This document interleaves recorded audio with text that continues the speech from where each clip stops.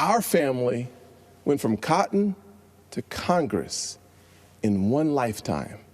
And that's why I believe the next American century can be better than the last. That was South Carolina Senator Tim Scott. I want to bring the panel back in. Ameshia, the Democrats have always claimed to be the party of diversity. They've always decided that they own the race card. Did Senator Tim Scott, I believe Senator Tim Scott, that comment right there will live forever in the annals of history of speeches at conventions. Did Tim Scott deliver a knockout punch to the Democrats' ability to own the race card? Well, I have a problem with the beginning of that question when it comes to owning the race card. I do think that Tim Scott delivered a very poignant and strong speech. I said that in the last segment. But when it comes to people like Tim Scott, people like Barack Obama, African-American males who've been able to rise above what we've seen in this nation in terms of systemic racism, that doesn't mean that it eradicates the fact that systemic racism exists. These are typically outliers. If the type of opportunity that was afforded to either of those men was afforded across the board to African-Americans, we would see starkly different results. I'm proud of Tim Scott, even though he is on the other side. I think he's a great guy. I think that he's a man of faith. I think he's somebody who stands by his principles. And of course, he delivered an amazing speech last night. But that's, well, 2 nights ago. But that speech does not eradicate a lot of the trials and tribulations we see African-American men going through in this country every single day. Yeah, Paris, is that a fair assessment? Did this rewrite history in any way, shape, or form? What was the success or failure of Tim Scott's speech? The success of Senator Tim Scott's speech is that it shows a counter argument to the Democrat notion that you have to be a black liberal to be successful in politics, or that's the only example that young black men have for political or civic leadership.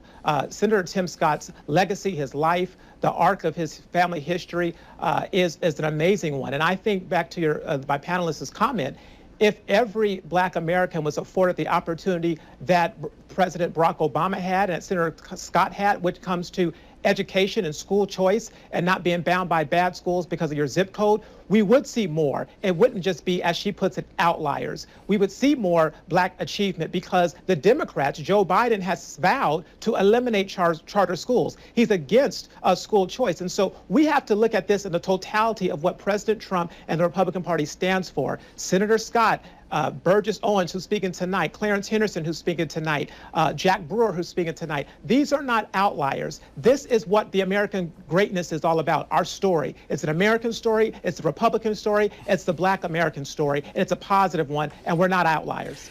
Sebastian, Herschel Walker also spoke, and he talked about being friends with Donald Trump, the person before the president, for 35 years. And he said, would I be friends with someone who was racist for 35 years? Pretty effective, I thought. You as well?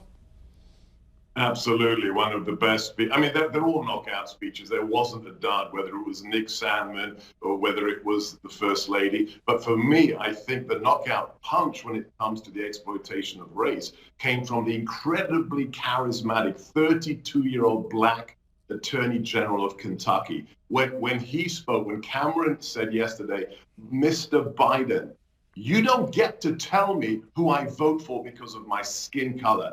Why? Because that's racism. Absolutely incredible. And I'm sorry, Ameshia, the idea that you are afforded opportunity in America, that somehow Senator Scott was afforded opportunity, that's not how America works. You work for your opportunity, and you can achieve anything if you are any color. You can even make it to the White House. So every speech, superlative, made the DNC look like some high school video project. Bob, go ahead, weigh in on this.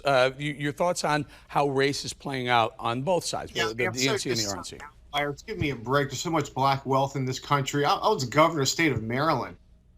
There's so much black wealth in the state of Maryland and this country. There's so many success stories, so many successful African-American business people and academics and athletes and you name it, surgeons and you name it. So I'm tired of this term outliers. I reject it. Well, let's. Again, I have to say this, that your first question was, does this trump the race card? Does it end the race card? You never end the race card if you're the Democratic Party. It's always their go-to page one in their playbook. They always trot it out. It doesn't matter what the facts are. It doesn't matter what Tim Scott says. It doesn't matter all this African-American success throughout the country, including, as I said, states such as Maryland. They'll always do it because they got nothing else. All they can say is, we don't like charter schools. All right. And we're going to pretend the president didn't actually move on criminal justice reform and HBCUs and everything else this president has done for parts of this record. I don't mean to interrupt, but I want to give Ameshia last word. You got 30 seconds, Ameshia, all yours. Well, as the only person on this panel who's actually worked in leadership at charter schools, several charter schools, I can tell you that the school to prison pipeline is extrapolated very largely in charter schools. So when people tout them as the best thing ever, again, as someone who has worked in them, I would suggest you do your research. Civil rights violations in charter schools are higher than in any other school system in the country. All right. We're going to leave it right there. The panel, thank you, Paris. Thank you, Ameshia. Thank you, Sebastian. And thank you, Bob. I'm starting to weigh in, but we ran out of time. Thank you. We'll be back.